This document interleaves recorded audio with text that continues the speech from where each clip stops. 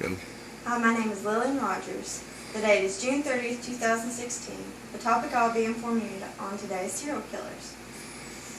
Today I'll be giving you information on serial killers. I hope to inform you on how their mind works, why they are the way they are, and other interesting facts about them.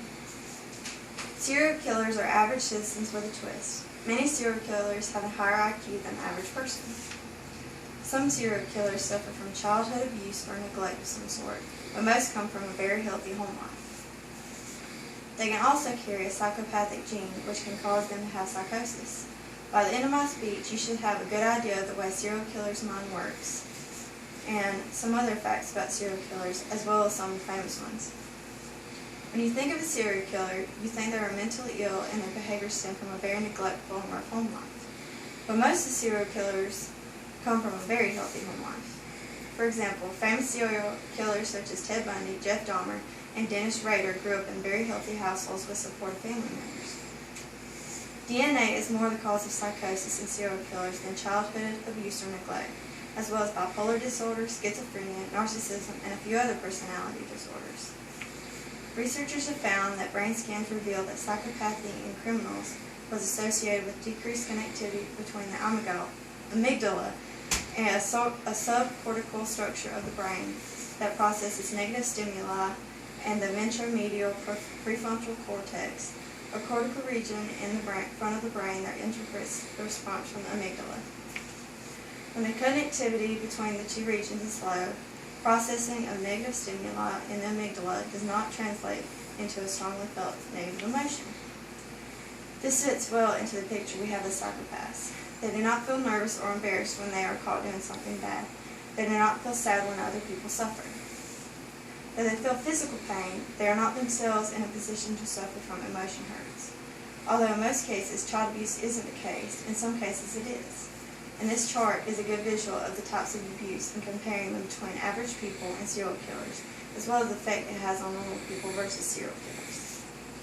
The bar graph represents the different types of abuse in the population compared to serial killers who had to suffer the abuse. This gives us statistics and data showing that abuse does produce a huge amount of serial killers. If you look under the none category, it is the highest percentage of serial killers, so we can gather that abuse doesn't always produce serial killers.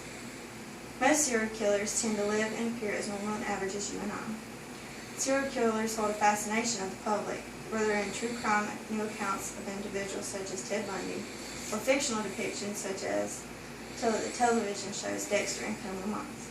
Serial killers seem so purely predatory and unremorseful that our society cannot help but display a deep interest in them.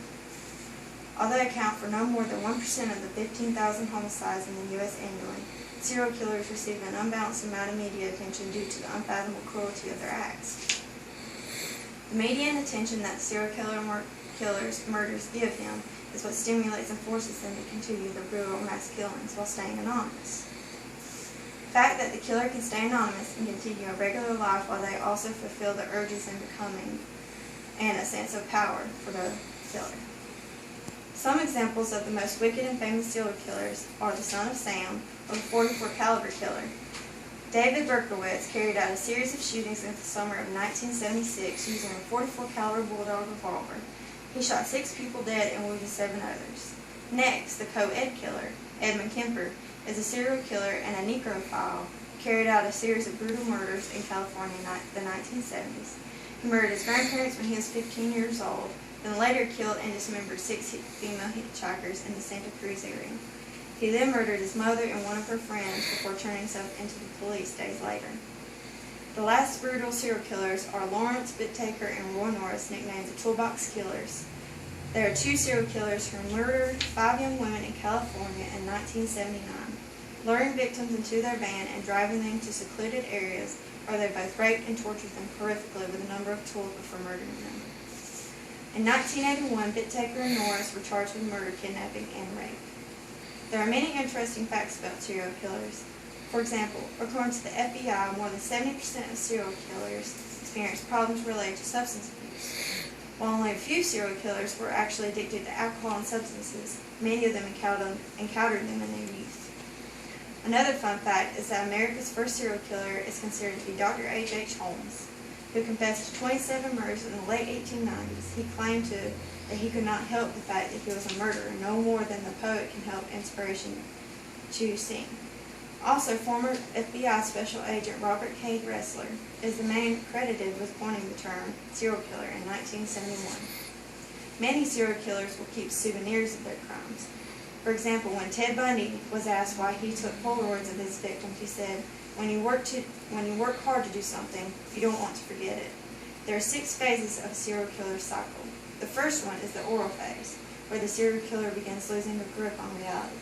The second is the trolling phase, when a killer searches for a victim. The wooing phase is where the killer lures his victim in.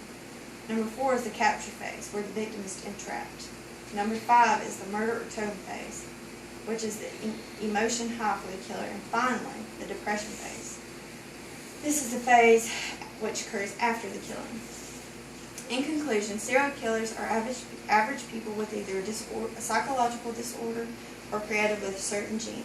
Some of the most wickedest serial killers seem to be the most average citizens. Now that I have provided many interesting facts, information about their minds, and different examples of serial killers, I hope you gain some knowledge on them. What did I screw up?